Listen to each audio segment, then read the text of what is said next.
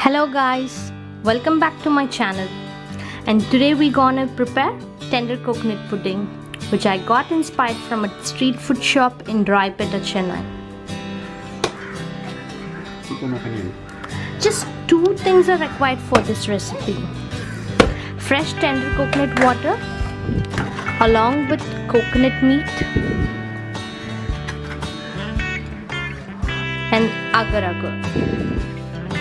I already boiled the agar. Now I'm taking it into a plate.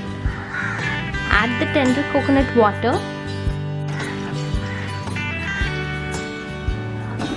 Stir it well. And then add the coconut meat into it.